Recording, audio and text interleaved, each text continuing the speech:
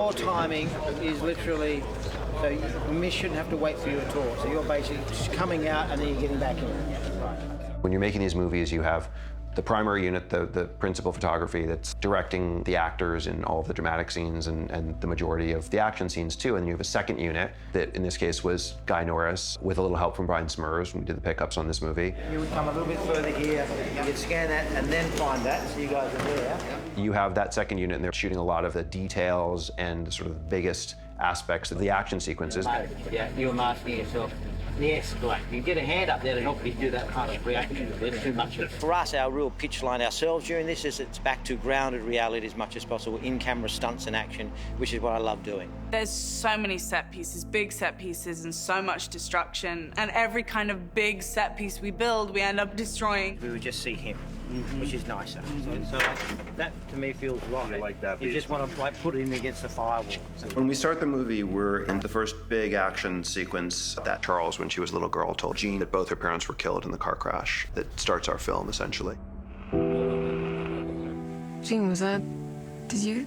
I didn't do anything.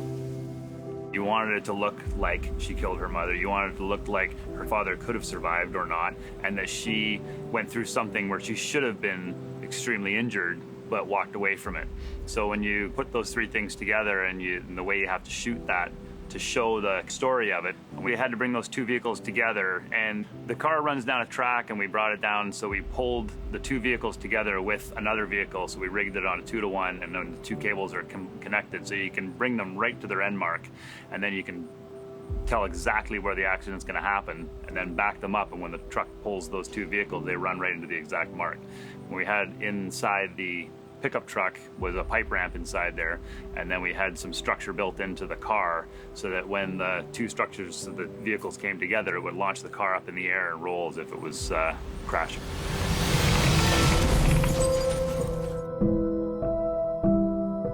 One of the most impactful shots in the movie, I think, is when the car in slow motion rolls and you're on the faces of Jean's mother and father with little Jean in the back as the car slowly rotates.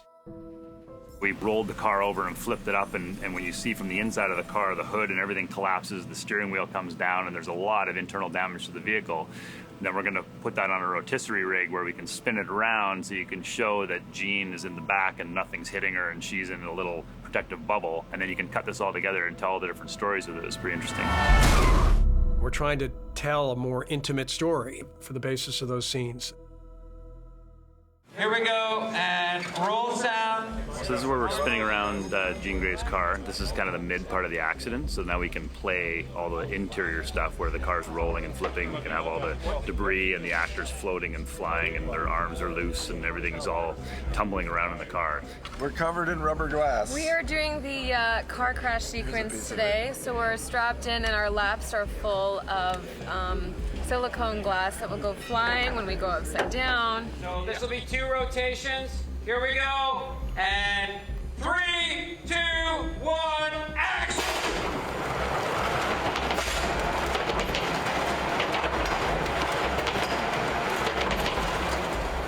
It's your standard car rolling rig. We got a couple of rolled rings that we have on bogies that are wheels that are set up to pivot so it stays all smooth. And we run this with a hydraulic system, so we're running basically 2 Omega drives to run this with a hydraulic system and an endless rope. So we just keep turning the winch and the rig keeps turning, and when we want to stop, it stops. So we've got lots of horsepower behind it to make it nice and fast so you can accelerate it and decelerate it quickly. And it's computer controlled, so we can decide where it stops. It stops upside down or right side up or at an angle, so we can start and stop quickly and in the spots we want. That's a piece of equipment he has to specifically roll huge pieces of machinery that you want to film. So, you know, that sequence is a credit, and the ability to make that as visceral and as sort of shocking as it is a credit to Cam.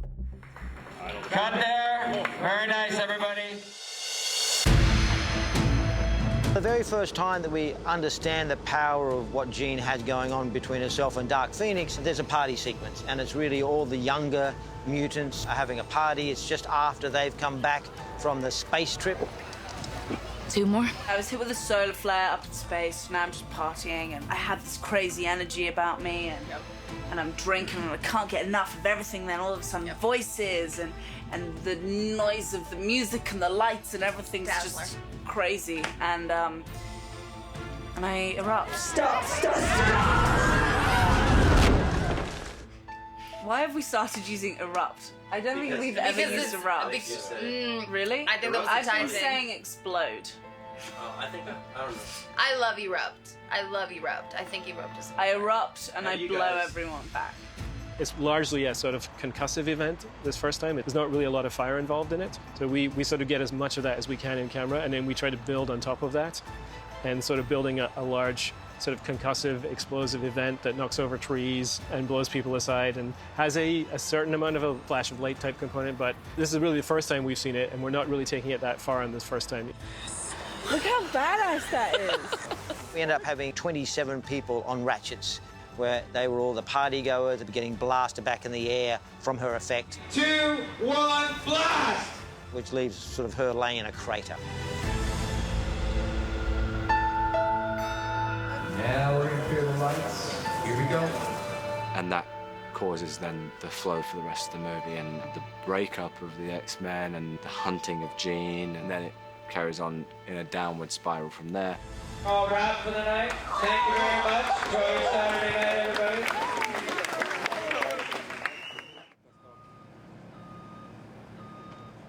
The more real you can make it, whether that's practical effects or it's sets, the easier it is for all of us to make believe for ourselves and make the audience believe. This is Jean's neighborhood. Jean is confronted by the other ex-team members here, and there's a kind of a Western showdown in this street. You shouldn't have come here. Pretty much all the X-Men attempt to, in their own ways, capture her and bring her back to try to help her.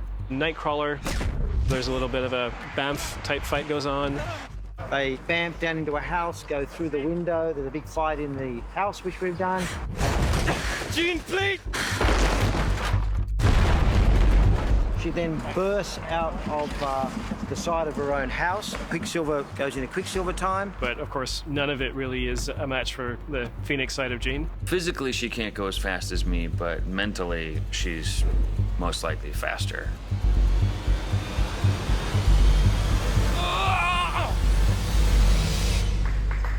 Cut there. This is the part of the sequence where Jean is inside the house. She's freaking out. She's just knocked out Nightcrawler, and she's going to blow out of the side of the house. That's what you'll see in the movie after Kurt and Phil have done their wonderful work. That orange wire is called beeline. It's detonating cord that's between 12 and 15 grains per inch. It's a high explosive, burns at around between 17,000 and 21,000 feet a second. 3, 2, 1, action! She comes blasting on the side of the house, so we had to build that with balsa wood and everything to be safe, and launched a bunch of cannons and some detonating cord behind it to splinter it up so it looked like impressive, like her telekinesis was coming through the wall. She deflects one of the lightning bolts from Storm, so that goes into the side of a house, and we got to blow that out. We didn't want to have two houses side by side, one with a big hole for the Jean, and have a lightning strike do exactly the same thing. So we wanted to make a different gag with that. So we made a balsa wood wall that exploded, but we held it back with steel. And then we pulled it in, so it looked like it's, in the end, there's a bunch of debris left behind. And then Quicksilver uses the debris as stepping stones to try and reach Jean. She switches him off, and then he continues down the rest of the street about 200 yards, tumbling like a high sider off a high-speed motorcycle crash. So Quicksilver ends up somewhere way down there with a few broken bones. In this event, what's happening is this is when Jean throws up her hand and creates a force field. The cop cars are on a rail. There's dummies inside the cop cars. Cam is going to pull them in at about 25 miles an hour. With this gag here, we, obviously the cars hit the invisible wall, so it's a bit of trickery to get everything to slide and everything to happen properly. So we had a system inside the car that was tied back to weight sleds in the back of the track. And when the cars get to the end, it pulls the cables back and pulls the front bumper into the rest of the car. So it looks like an invisible wall, but it actually is all happening from behind it. And then we had cannons in the car to flip it up, because of course no gag's complete without flipping cars in the air. 3, 2, 1, act! Stay away from me! It's a whole bunch of tiny little pieces that all got to go well, and you end up with a gag like that. There's a sequence in the movie where Gene goes to Genosha, which is this land for mutants, and the US military show up with some helicopters, and there's a fight, essentially, between Gene and Eric. Eric's powers of being able to magnetically control things versus Gene's telekinesis. For me, it was really cool to read the script and see what we were doing in this sequence and using a helicopter as a weapon. I'd never seen that before, and it's something pretty cool. It was something that's, you know, everyone thinks helicopters are cool. When you have two superheroes fighting over one and chopping things up with them, it's a pretty interesting thing for sure. She's gonna tip that helicopter so that the rotor gets like almost to your throat. Cam created a rig. There was 2 cranes, and those cranes, he had a line in between them that could hold up to 8,000 pounds that he could control to go forward and back and tilt one way or another as Eric and Gene were fighting over it. Stop that. It's not me. It's me. Get down! That allowed us to, you know, really choreograph some really close camera moves, but still have it flying around in the air and as practical as possible. So then the only thing that visual effects had to do for us is put the blades in. It's a back and forth sort of tug of war for the helicopter. The body of the chopper is swinging toward them and swinging back and going sideways, and the stunt performers that are trying to pile into it are all running and jumping and leaping into what is in fact a chopper that is bobbing and weaving off the ground. So this is our hydraulic V-rig. We have 2 big hydraulic winches that we run with a diesel-powered hydraulic pump. This is 680 horsepower. It'll run our helicopter at about 3 feet a second by itself. We want to run the helicopter through the field at about 12 feet a second. So we have hydraulic accumulators that we can store a bunch of hydraulic power in. So we use the pump to fill the accumulators, and then we have stored energy. This machine makes me very excited. This is one of my favorite things of the film. I just like big, powerful stuff, and that's what this is. And you know, if you're going to pick up a helicopter with you know, 12 people in it, then you need lots of power behind that. So it's a lot of fun for me to do this kind of rig, and this is what I really like to do in film. There are very complex, ambitious set pieces to the film, made maybe a little bit more challenging and more complex by the fact that the tone of the movie is trying to be so real. When I see it now, I'm afraid people won't know that we actually did these things. So they'll assume it's a visual effect as opposed to a practical effect.